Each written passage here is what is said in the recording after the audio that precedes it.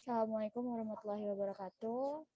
Kami dari kelompok 2 akan mempresentasikan praktikum kerapatan zat dengan kode P1.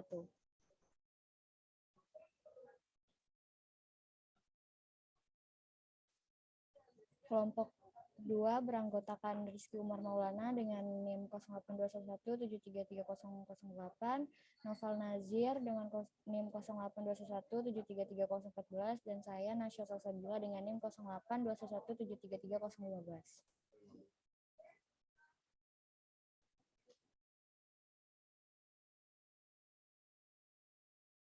Adapun tujuan dari percobaan ini yaitu menentukan kerapatan zat padat berbentuk balok, silinder, dan butiran serta zat cair.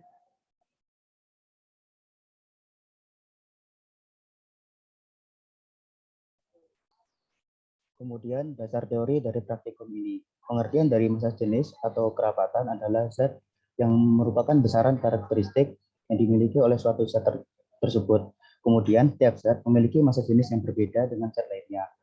Rumus dasar dari massa jenis adalah Rho sama dengan M dibagi P, dan dalam satuan internasional, massa jenis atau kerapatan dinyatakan dalam bentuk kilogram per meter kubik.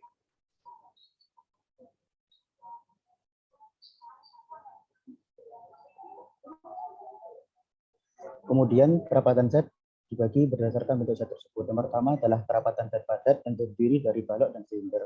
Untuk balok, rumus yang digunakan adalah Rho sama dengan M dibagi P kali L kali T. Kemudian untuk silinder, rumus yang digunakan adalah Rho sama dengan 4M dibagi V D kuadrat kali T. Kemudian untuk butiran, karena pada butiran terdapat celah kosong antar zatnya, digunakan piknometer agar nilai kerapatan yang didapat dapat lebih akurat. Kemudian rumus yang digunakan adalah Rho pasir sama dengan M3 dikurangi M1 dibagi M2 min M1 dikurangi M4 dikurangi M3 dikali Rho Aquades. Selanjutnya adalah kerapatan zat cair. Kerapatan zat cair dapat ditentukan dengan menggunakan gelas ukur, piknometer, dan neraca Mohr. Pada praktikum kali ini, yang kami gunakan adalah neraca Mohr. Neraca Mohr sendiri merupakan penerapan dari hukum Archimedes dan juga kesetimbangan gerak rotasi. Dan rumus yang digunakan untuk menentukan kerapatan zat cair adalah Rho sama dengan sigma Mi kali Li dibagi 10V.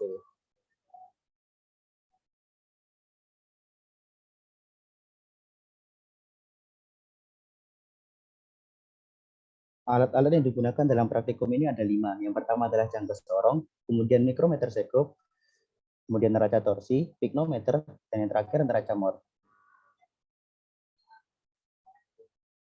Kemudian bahan-bahan yang digunakan dalam praktikum ini juga ada 5. Yang pertama adalah balok kayu, silinder logam, pasir, spiritus, dan yang terakhir adalah Aquades.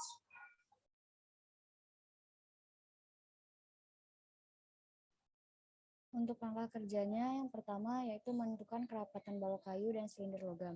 Yang pertama, ukurlah panjang, lebar, dan tinggi balok kayu menggunakan mikrometer sekrup. Lalu letakkan balok kayu pada piringan neraca torsi untuk mengukur massa balok kayu. Kemudian gunakan jangka sorong untuk mengukur panjang dan diameter silinder logam.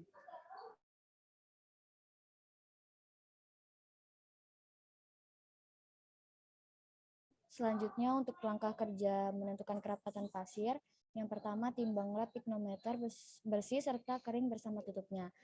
Lalu piknometer diisi dengan pasir halus 1/3 bagian volume piknometer dan gunakan neraca torsi untuk mengukur massa piknometer tersebut. Piknometer yang berisi pasir diisi dengan air hingga penuh dan dikocok kemudian ditimbang. Bersihkan piknometer kemudian isi dengan air hingga penuh dan ukurlah massa piknometer berisi penuh air.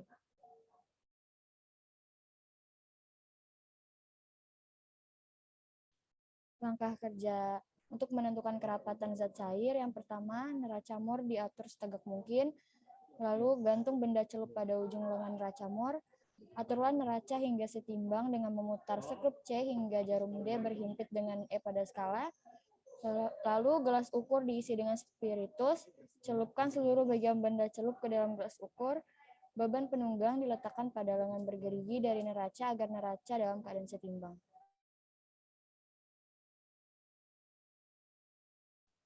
Berikut adalah data pengamatan untuk data pengukuran panjang, lebar, tebal, diameter, dan massa.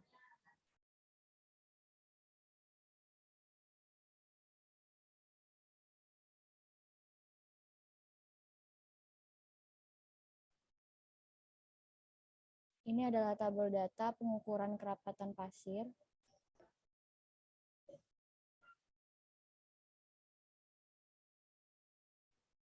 Dan yang terakhir adalah data pengukuran kerapatan spiritus.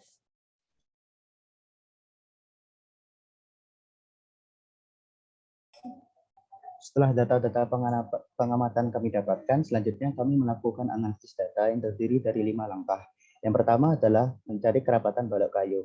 Setelah raw, lebar, dan tinggi, dan juga massa dari balok kayu diketahui, kita dapat menentukan kerapatan balok kayu menggunakan rumus raw sama dengan M dibagi PLT, sehingga didapat 0,92 gram per cm kubik.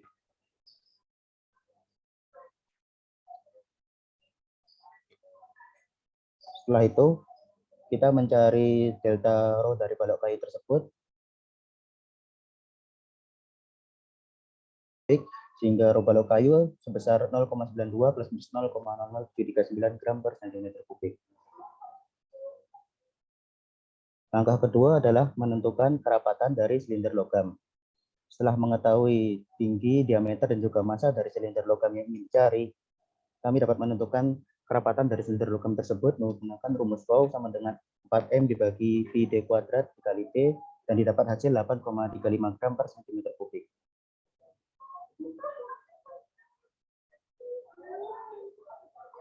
Selanjutnya adalah mencari delta dari raw silinder, dan didapatkan hasil 0,03257 gram per cm kubik, sehingga raw silinder adalah 8,35 plus minus 0,03257 gram per cm kubik.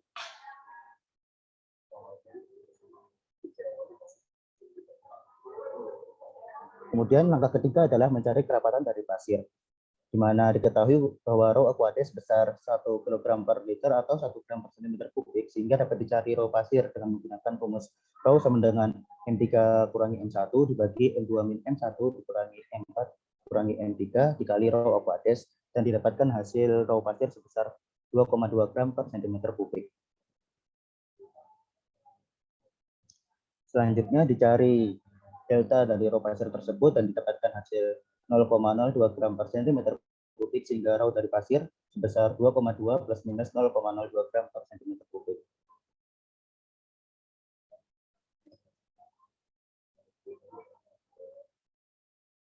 Kemudian langkah keempat adalah mencari kerapatan dari spiritus. Dengan diketahui M1, M2, M3, serta L1, L2, L3, dan juga P, dapat dicari raw spiritus dengan menggunakan rumus sigma MI LI dibagi 10 V, dan didapatkan hasil raw spiritus sebesar 4,332 gram per cm kubik.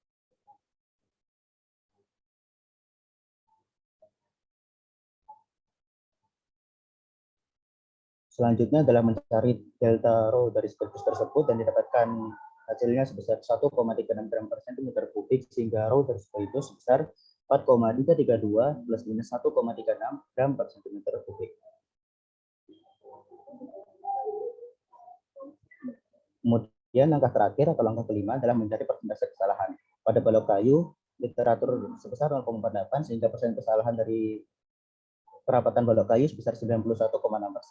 Kemudian pada silinder, pada literatur ditemukan bahwa kerapatannya sebesar 8,73, sehingga persen kesalahan dari kerapatan silinder sebesar 4,35%. Selanjutnya persentase kesalahan pada pasir. Pada pasir di literatur besar kerapatan adalah sebesar 1,602, sehingga persentase kesalahan dari percobaan kami sebesar 37,32%. Yang terakhir untuk spiritus, pada literatur sebesar 1,36, sehingga persen kesalahan dari kerapatan spiritus percobaan kami sebesar 218%.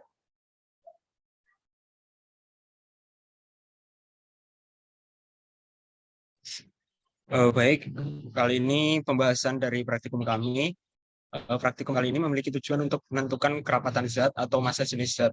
Pertama, pada pengukuran massa jenis zat, padat digunakan jangka sorong dan mikrometer stroke untuk mengukur panjang, lebar, tinggi, dan diameter yang digunakan untuk menentukan volume pada benda padat. Pada massanya, benda padat diukur menggunakan neraca torsi.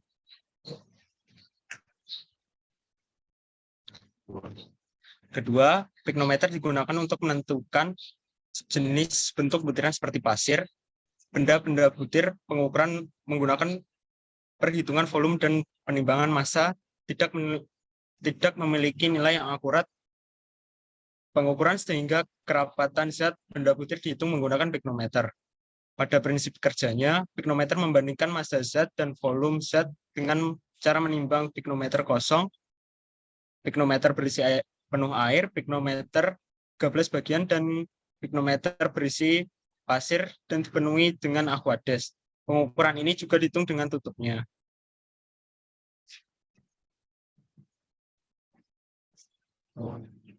Ketiga, racamor digunakan pada benda cair, berlaku untuk pasir, logam, dan kayu. Pada prinsip kerjanya, racamor menggunakan gaya apung atau gaya ke atas yang memiliki berat sama dengan fluida yang dipindahkan.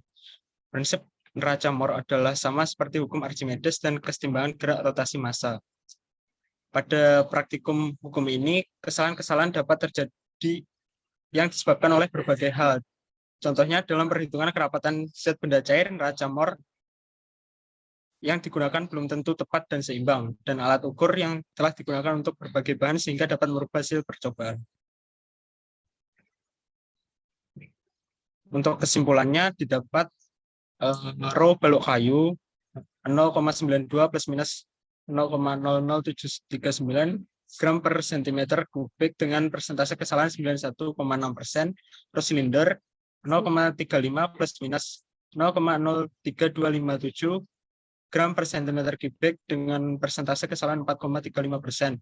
Propasir 2,2 plus minus 0,02 gram per cm kubik dengan persentase kesalahan 37,32%. Propasir 4,332 plus minus 1,36 gram per cm kubik dengan persentase kesalahan 218%.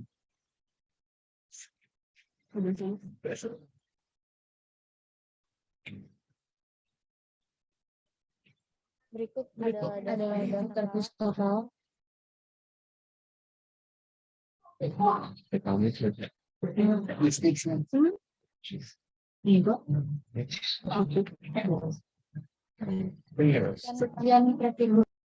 dari kami dan presentasi dari kami. Mohon maaf apabila ada kesalahan. Kami tutup. Wassalamualaikum warahmatullahi wabarakatuh.